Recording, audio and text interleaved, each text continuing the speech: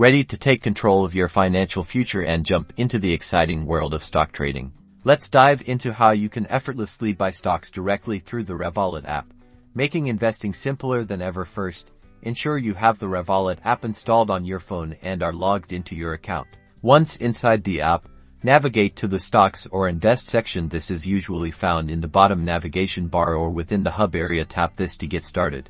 Within the Stocks section, you'll see a list of available stocks and options. You can search for a specific stock by using the search bar. Start typing the company name or its ticker symbol, like Apple AAPL for example. Once you find the stock you are interested in, tap on its name or logo. This will take you to the stock's details page. Here you'll see information about the stock's current price, trading history, and other related details. On the stock's detail page, locate the buy button.